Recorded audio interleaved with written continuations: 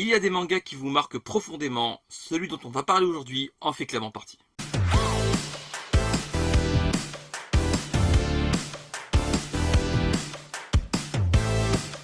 Graouh les gens, vous allez bien, c'est les Goshi. Et les Goshi, on se retrouve aujourd'hui pour parler d'une nouveauté qui vient de sortir tout récemment, pour être précis, le 19 janvier 2024. Il s'agit d'un manga édité par Vega Dupuis et c'est Cicatrice. Cicatrice est un manga d'un auteur chilien qui s'appelle Brandon Arias, qui vient tout juste de paraître, comme je viens de le dire, au prix de 8,35 €. Et il y a vraiment quelque chose dont je vais vous parler tout de suite, c'est la couverture qui est absolument magnifique.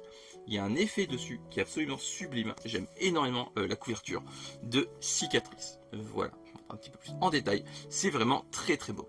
Il y a donc pour l'instant un tome en cours. Et de quoi parle Cicatrice? Kyonosuke est un jeune garçon dont le visage est traversé par une imposante cicatrice et qui endure au quotidien les brimades de ses camarades. Akira est une jeune fille de son école, battue par son père, méprisée par ses camarades et qui cache un lourd secret.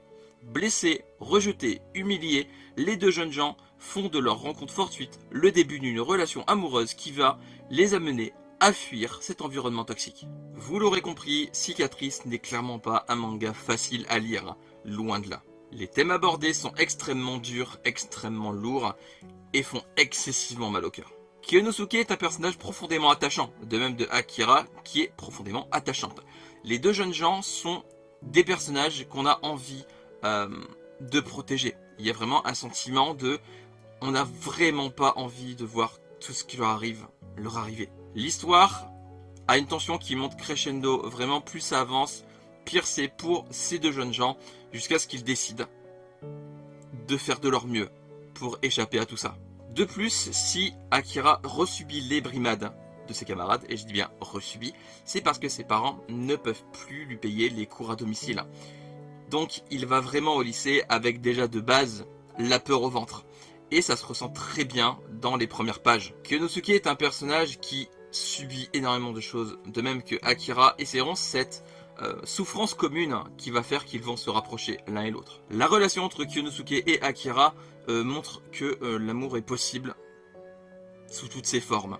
C'est aussi un excellent message de ce manga, un beau message qui est contrebalancé par le fait que ça va leur attirer des ennuis, de la haine, comme ce qui pourrait arriver en vrai. Leur relation d'ailleurs en un seul volume évolue très bien, c'est une relation que j'aime vraiment beaucoup, ils sont tellement touchants, et c'est une relation qui je pense va encore évoluer dans le tome suivant.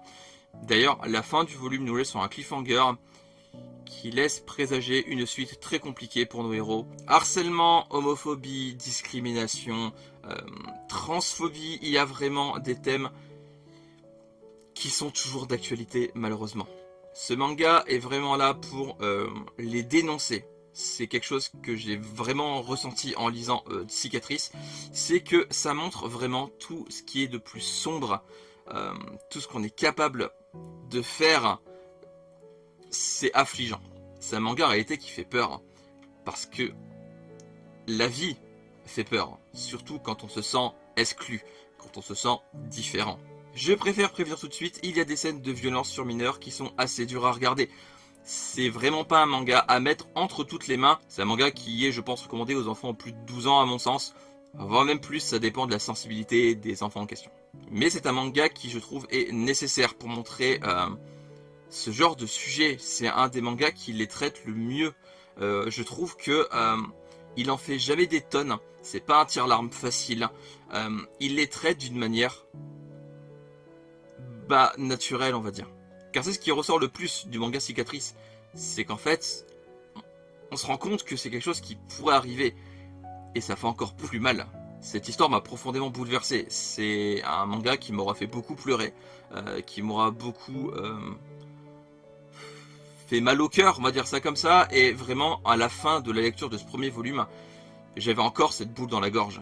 Et vraiment c'est un manga qui vous met une véritable claque.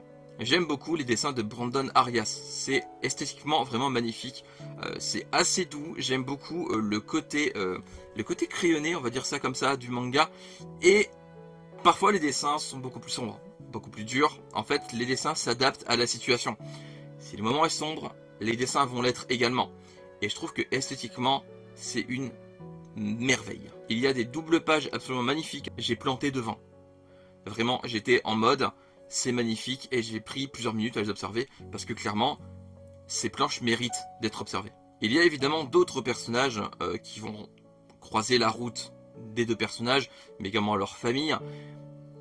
Et c'est là qu'on se rend compte que les proches peuvent être autant d'un grand secours que faire complètement l'inverse. Parce que oui, l'aide que vont recevoir nos héros ne vont pas forcément venir des gens qu'ils pensent. J'aime aussi beaucoup l'évolution et le traitement d'un des harceleurs de Kyonosuke, qui montre que le harcèlement et les harceleurs peuvent avoir un impact sur les autres et qui peuvent aussi avoir un impact sur les autres. C'est vraiment une chaîne et c'est un cycle sans fin. Parce que oui, il faut se mettre en tête que la violence peut engendrer la violence et le manga le montre très bien. Cicatrice est une véritable merveille. C'est un manga qui est excessivement marquant. C'est un manga qui montre quelque chose qui est nécessaire. C'est quelque chose qui est encore trop présent dans notre monde actuel et ça devrait pas. C'est vraiment un manga à lire absolument et je voulais revenir sur quelque chose. Ce manga s'est pris une vague de haine sur Twitter. Je ne vais pas vous montrer les tweets parce que je n'ai pas réussi à les retrouver. Mais Manga Critique en a fait une vidéo que je mettrai en barre d'infos juste en dessous. C'est affligeant. Ce manga s'est pris des remarques homophobes, transphobes. C'est horrible de voir qu'en 2024, on peut encore en arriver là. Je compte donc sur votre soutien à ce manga parce que clairement, il le mérite vraiment. Il ne mérite vraiment pas cette vague de haine qui s'est pris parce qu'en plus, c'est un excellent manga. C'est un manga qui est, comme je dis, nécessaire. C'est un manga absolument magnifique. C'est un manga qui pousse à réfléchir et c'est un manga qui devrait être lu par la grande majorité des gens. Je vous conseille vraiment Cicatrice. Je vous conseille vraiment de le lire et j'aimerais beaucoup que vous en parliez autour de vous. Que vous en parliez peut-être à votre libraire pour qu'il les mette en avant parce que c'est un manga qui mérite de fonctionner. C'est un manga qui mérite vraiment de marcher. Brandon Arias nous livre là un manga coup de poing, un manga qui fait mal parce qu'en fait c'est réel, ça pourrait être réel et ça fait peur en vrai. Donc n'hésitez pas à vous lancer dans Cicatrice, il est actuellement un tome en cours, pas de date pour le volume 2 encore, mais j'espère vraiment que Vega Dupuis va soutenir Cicatrice. Il faut vraiment que Vega Dupuis en fasse de la pub aussi. Je compte sur tout le monde pour en faire de la pub. Clairement, parce qu'il s'est pris une vague de haine qui est vraiment pas justifiée, donc j'espère vraiment qu'il fonctionnera parce qu'il le mérite. Mais genre, s'il y a vraiment un manga qui mérite de marcher en ce mois de janvier, c'est celui-là. Et voilà, j'espère que cette vidéo vous aura plu. N'hésitez pas à me dire en commentaire si c'est un manga que vous avez lu, s'il est dans votre wishlist, si vous en aviez déjà entendu parler ou non, et si c'est un manga que vous comptez acheter, dites-moi tout ça en commentaire, là maintenant, tout de suite. Voilà, je l'ai peut-être déjà fait d'ailleurs, je sais pas. J'ai qu'il y a des gens des fois qui marquent en commentaire, j'arrive pas à faire ça, je sais pas comment vous faites. Pour mettre en commentaire en même temps que regarder la vidéo, bah, je peux pas faire les deux en même temps. Donc dites-moi tout ça en commentaire, n'hésitez pas à, comme d'habitude, me suivre sur mes réseaux, tout en barre d'infos descriptif juste en dessous. J'ai également mis la vidéo de Manga Critique, du coup, qui est juste en dessous, là maintenant.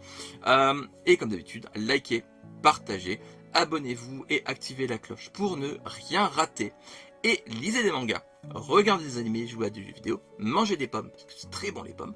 On se retrouve bientôt pour une nouvelle vidéo. D'ici là, prenez soin de vous, portez-vous bien, prenez soin de tout le monde, de vos proches, et faites en sorte que cette vague de haine ne fasse pas du mal au manga, parce qu'il le mérite vraiment pas. Mais genre vraiment pas. On se retrouve bientôt du coup pour une nouvelle vidéo, comme je l'ai dit. Je vous fais des graou les gens. À la prochaine. Bye bye. Tchou. Et tchou les goshi. Tchou.